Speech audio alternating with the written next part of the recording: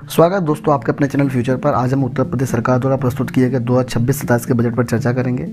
हमारा मुख्य उद्देश्य ये होगा कि यूपी पीसीएस या यूपी पीएससी, यूपीएससी और अदर स्टेट पीसीएस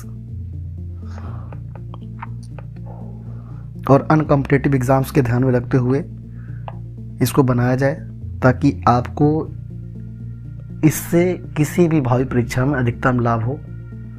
चूँकि यह हर राज्य सरकार द्वारा और केंद्र सरकार द्वारा वार्षिक तौर पर जारी किया जाता है, इसलिए यह करंट की दृष्टि से और आर्थिकी की दृष्टि से अति महत्वपूर्ण है। अगर आपके पेपर में आर्थिकी का प्रश्न पूछा जाता है, चाहे आप किसी भी प्रतियोगी परीक्षा में बैठते हैं, तो यह वीडियो आपके लिए बहुत ही फायदेमंद हो सकता है। तो शुरू करते हैं। इस बजट को उत्तर प्रदेश के वित्त मंत्री श्री सुरेश कुमार खन्ना प्रस्तुत कर रहे हैं। इस पे उन्होंने बताया है कि वर्ष 2024-25 में राज्य का जीएसडीपी 30.45 लाख करोड़ रुपए था, जिसमें 13.4% की वृद्धि दर्ज की गई। 2025-26 में प्रति व्यक्ति आय 1,20,000 रुपये हैं, ऐसा अनुमान लगाया गया है। प्रदेश में लगभग 6 करोड़ लोगों को बहुआयामी गरीबी से ऊपर निकालने में सफल हुई राज्य सरकार, और राज्य में बेरोजगारी दर 2.4% है। ये दोनों डेटा याद रखिएगा, ये दोनों महत्वपूर्ण है। चाहे आपका कोई प्रीलिम्स हो या मेंस हो, दोनों की दृष्टि से अति महत्वपूर्ण है। 6 करोड़ लोगों को बहुआयामी गरीबी से बाहर निकाला गया और राज्य में बेरोजगारी दर 2.4% है। एसडीजी इंडिया इंडेक्स में उत्तर प्रदेश का रैंक 2023-24 में 18 हो गया है। उत्तर प्रदेश भारत का सबसे बड़ा मोबाइल फ़ोन विनिर्माण केंद्र बन चुका है। देश के कुल मोबाइल फ़ोन का लगभग 65% का उत्पादन प्रदेश में होता है। प्रदेश कृषि उत्पादन में भी देश का अग्रणी राज्य है। गेहूं, धान, गन्ना, आलू, केला, आम, अमरूद, आंवला और मेथा के उत्पादन में राष्ट्रीय स्तर पर प्रदेश का योगदान सर्वाधिक है। वर्ष 2016-17 में सिंचित क्षेत्र 2.6 करोड़ हेक्टेयर थे, जो 2024-25 में बढ़कर 60 लाख हेक्टेयर हो गए हैं। 2016-17 के सापेक्ष प्रदेश में विद्युत उत्पादन में 55.6% की वृद्धि दर्ज की गई है, जो अब 9,112 मेगावाट ताप विद्युत क्षमता है। ये तथ्य याद रखिए कि फैक्ट बहुत महत्वपूर्ण है कि प्रदेश में कितना ताप विद्युत उत्पादन किया जाता है। जहाँ तक सोलर एनर्जी की बात है, तो उत्तर प्रदेश में 2,815 मेगावाट सौर ऊर्जा परियोजना स्थापित किया जा चुका है। 2026-27 के केंद्रीय बजट में उत्तर प्रदेश में 2 high speed rail corridor Delhi Banarasi Siliguri से जोड़ा जाएगा। तो ये भी देख लीजिएगा, तथ्य महत्वपूर्ण है। उत्तर प्रदेश के पुरातात्विक और सांस्कृतिक महत्व के 2 स्थलों सारनाथ और हस्तिनापुर का विकास की योजना इस बजट में रखी गई है। इस बजट में प्रत्येक जिला अस्पताल में इमरजेंसी और ट्रॉमा सेंटर स्थापना की जाएगी।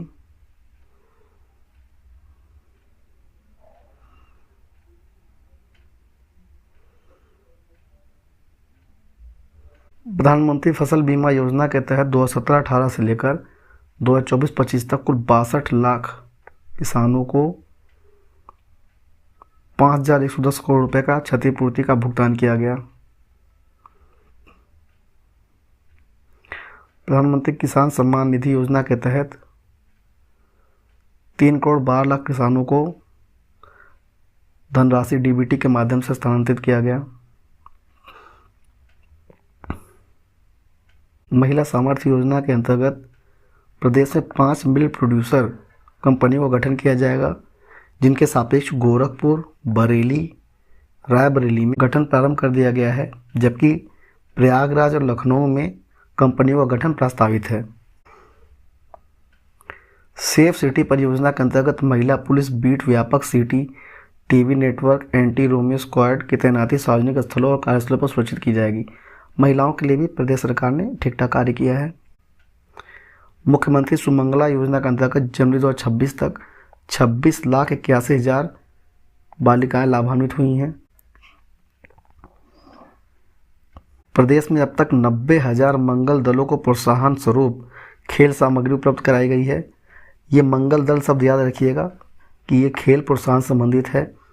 यही सब प्रश्न पूछ लिया जाता है तो फिर लोगों को पता नहीं चलता कहाँ से पूछ रहे हैं। निवर्तमान मनरेगा योजना के तहत वर्ष 2025-26 में 20 करोड़ मानव दिवस लक्ष्य के सापेक्ष 13 जनवरी 2026 तक 20 करोड़ 19,62,000 मानव दिवस का सृजन किया गया। श्रमिक कल्याण के तहत गांव से दूर शहरों में काम करने वाले मजदूरों के लिए लेबर अड्डों का निर्माण कराया जाएगा। 26/8/2021 से लेकर 31/3/2022 तक ई श्रम पोर्टल में पंजीकृत असंगठित श्रमिकों को किसी दुर्घटना में मृत्यु या पूर्ण विकलांगता की स्थिति में 2 लाख रुपए तथा आंशिक दिव्यांगता की स्थिति में 1 लाख रुपए का भुगतान किया जाएगा। प्रदेश में पहली बार निर्माण श्रमिकों के स्वास्थ्य परीक्षण और स्वास्थ्य शिक्षा प्रदान करने हेतु मोबाइल हेल्थ वैन का संचालन पायलट परियोजना के तहत किया जा रहा है। देखिए, ये लाइन सबसे महत्वपूर्ण है, इसलिए इसको मैं रेड से मार्क कर रहा हूँ। इस बार का बजट है 9,12,696.35 करोड़ रुपए। तो इस तथ्य को याद रखिएगा, ये बहुत महत्वपूर्ण है। ये आपके दिमाग में होना चाहिए कि इस बार का बजट कितने का है। 2025-26 की तुलना में यह 12.9% अधिक है। इस बजट में पूंजीगत परिव्यय 19.5% है, जबकि शिक्षा और चिकित्सा पर कुल बजट का 12.4% और 6% है। राजकोषीय घाटा 3% की सीमा में रखी गई है। 2026-27 में जीडीपी के अनुपात में ऋण 23.1% हो चुका है। प्रदेश में डकैती, लूट, हत्या, बलवा, फिरौती के मामले में कमी दर्ज हुई है। ये आंकड़े बहुत यूजफुल नहीं, इसलिए हम इस पर ज़्यादा चर्चा नहीं कर रहे हैं। देखिए, प्रदेश में कुल 81 मेडिकल कॉलेज हैं, 45 राज्य सरकार द्वारा संचालित हैं और 36 निजी क्षेत्र द्वारा संचालित हैं। वर्तमान में 60 जनपद मेडिकल कॉलेज की सुविधाओं से आच्छादित है और 16 क्षेत्रों में स्थापना की जा रही है पीपीपी मॉडल पर। लखनऊ में कैंसर संस्थान की स्थापना की जा रही है। आयुष्मान भारत मुख्यमंत्री जन आरोग्य योजना के तहत लाभार्थी परिवारों की संख्या 49,22,000 है। उत्तर प्रदेश के समस्त 75 जनपदों में राष्ट्रीय मानसिक स्वास्थ्य कार्यक्रम के अंतर्गत जिला मानसिक स्वास्थ्य कार्यक्रम संचालित है।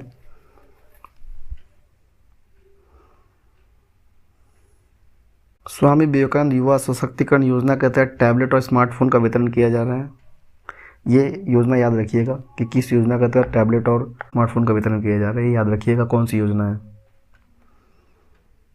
एमएसएमई उद्योगों को बढ़ावा देने के लिए सरदार वल्लभ भाई Patel employment and industrial zone की नई योजना प्रस्तावित की गई है। ये नई योजना याद रखिएगा क्या नाम है इसका और किसको प्रोत्साहित करने के लिए बनाई गई है। एक जनपद एक व्यंजन की एक नई योजना शुरू की गई है, जिसके लिए 75 करोड़ रुपए का व्यवस्था प्रस्तावित है। जो नई योजना है वो हमेशा परीक्षा के लिए अति महत्वपूर्ण होता है।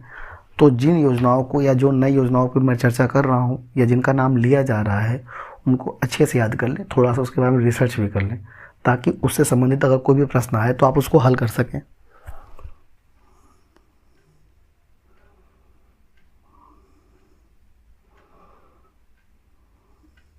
प्रदेश में 30,000 करोड़ रुपए के अनुमानित निवेश से 8 डेटा सेंटर पार्क की स्थापना की जाएगी तथा 900 मेगावाट क्षमता का लक्ष्य रखा गया है। आदतन 8 परियोजनाओं को लेटर ऑफ कंफर्म निर्गत किए गए हैं, जिनमें 6 डेटा सेंटर पार्क्स और 2 डेटा सेंटर इकाइयां हैं। ये तथ्य थोड़ा सा याद रखिएगा, ये भी महत्वपूर्ण है।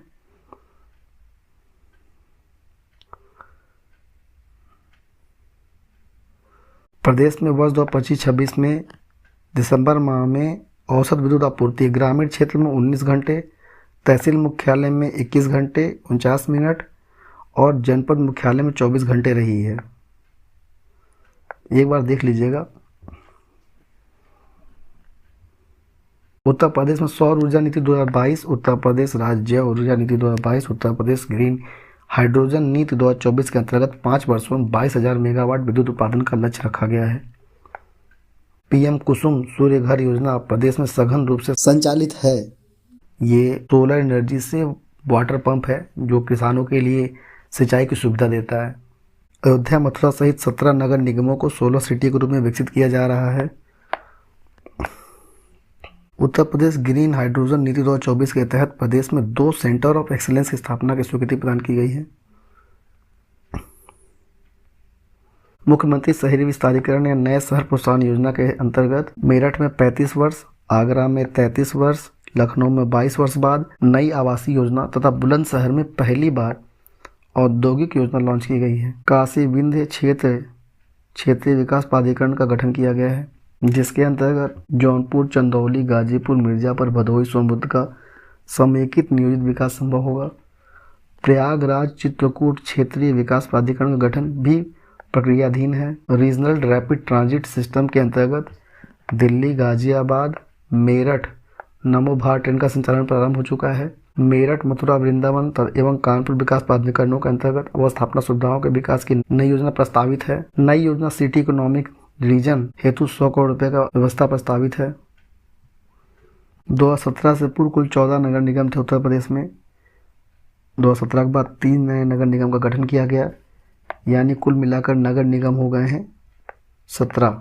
नगर निगम याद रखिएगा, बाकी नगर पालिका और नगर पंचायतें ज़्यादा संख्या में है। नगर पालिका 2017 से पूरे 199 था, बाद में 4 नई नगर पालिकाएं बनी, तो कुल नगर पालिका परिषद की संख्या हो गई 203, जबकि 438 नगर पंचायतें थी और 112 नए गठित किए गए, तो कुल नगर पंचायत हो गए 550। तो ये डेटा भी याद रखिएगा कि प्रदेश में कितने नगर निगम, नगर पालिका परिषद और नगर पंचायतें हैं। भारत सरकार की महत्वाकांक्षी स्मार्ट सिटी योजना के 100 शहरों में से 10 शहर उत्तर प्रदेश के भी चयनित हैं, जो लखनऊ, कानपुर, प्रयागराज, बनारसी, आगरा, अलीगढ़, बरेली, झांसी, सहारनपुर, मुरादाबाद है। और केंद्र की ही स्मार्ट सिटी के तर्ज पर उत्तर प्रदेश सरकार ने 7 नगर निगमों के विकास के लिए राज्य स्मार्ट सिटी की योजना बनाई है, जिसमें अयोध्या, फिरोजाबाद, गोरखपुर, गाजियाबाद, मथुरा, वृंदावन, मेरठ और शाहजहांपुर है। ये सारे तथ्य अति महत्वपूर्ण हैं, इनको जरूर याद रखिएगा। जेवर एयरपोर्ट को एक एविएशन इनोवेशन एवं रिसर्च सेंटर के साथ साथ रखरखाव और ऑपरेशन हब के रूप में विकसित करने की दिशा में प्रदेश सरकार अग्रसर है। जमधारा में प्रस्तावित वैदिक वेलनेस सिटी से श्री राम जन्मभूमि मंदिर पहुंच मार्ग के उच्चीकरण का कार्य कराया जा रहा है। काशी में वैदिक विज्ञान केंद्र के प्रथम और द्वितीय चरण का कार्य पूर्ण हो चुका है। मिर्जापुर में त्रिकोणीय क्षेत्र, माँ विंध्यवासिनी मंदिर, माँ अष्टभुजा मंदिर और माँ कालीखो मंदिर को विकसित करने का व्यवस्था किया गया है। इमलिया कोझर बलरामपुर में थारू जनजाति संस्कृति संग्रहालय का निर्माण कराया जा रहा है। रामनगर वाराणसी में पूर्व प्रधानमंत्री स्वर्गीय लाल बहादुर शास्त्री के पैतृक निवास पर संग्रहालय स्थापित किया जाएगा। पूर्व प्रधानमंत्री भारत रत्न अटल बिहारी वाजपेयी के पैतृक गांव बटेश्वर में सांस्कृतिक संकुल का निर्माण पूर्ण किया गया। भारत रत्न डॉक्टर बाबा साहब अम्बेडकर स्मारक और सांस्कृतिक केंद्र का निर्माण एस बाग लखनऊ में कराया जा रहा है। जनपद प्रयागराज में निषाद राज गुहा सांस्कृतिक केंद्र की स्थापना की गई। ये सारे तथ्य परीक्षा की दृष्टि से अति महत्वपूर्ण हैं, इसलिए इन्हें एक बार जरूर देखें और याद रखें। एक परिवार एक पहचान के तहत प्रदेश के सभी परिवारों को विशिष्ट पहचान प्रदान की जा रही है। 2026-27 में 753.55 लाख मीट्रिक टन खाद्यान्न उत्पादन और 48.18 लाख मीट्रिक टन तिलहन उत्पादन का लक्ष्य रखा गया है।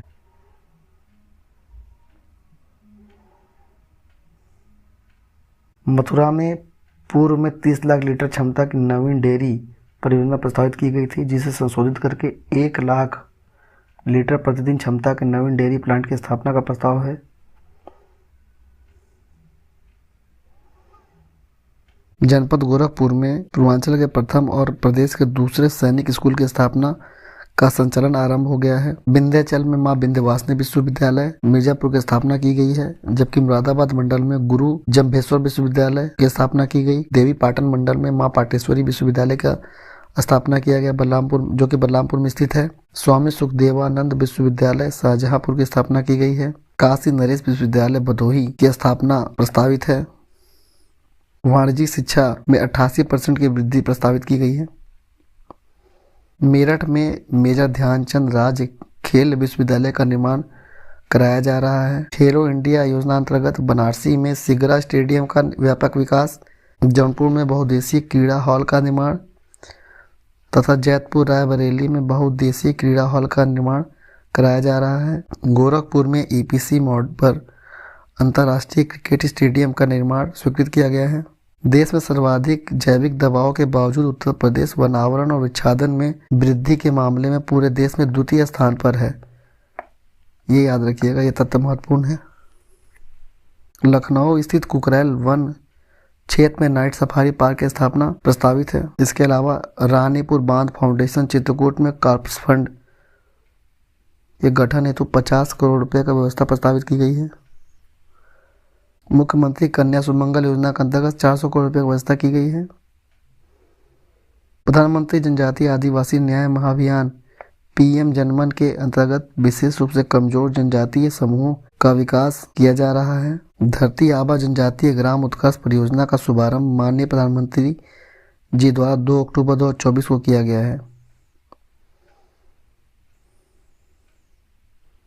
वित्तीय वर्ष के बजट अनुमान 2026-27 इस प्रकार है। बजट का आकार 9,12,696 करोड़ 35 लाख रुपए है।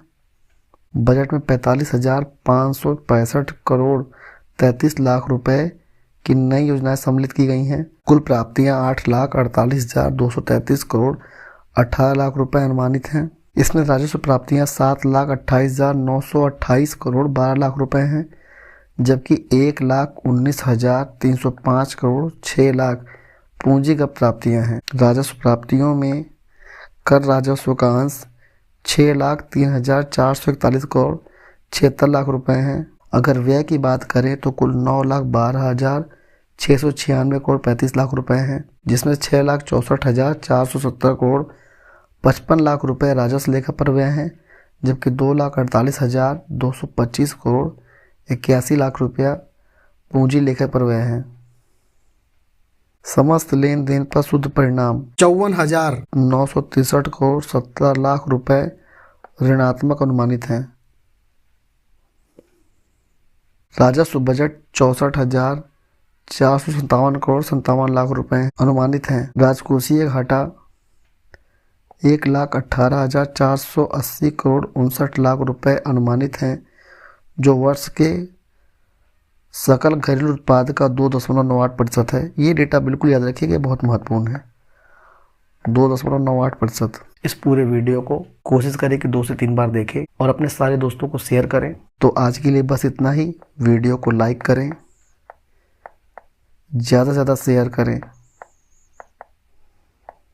और चैनल को सब्सक्राइब करना बिल्कुल ना भूलें। धन्यवाद।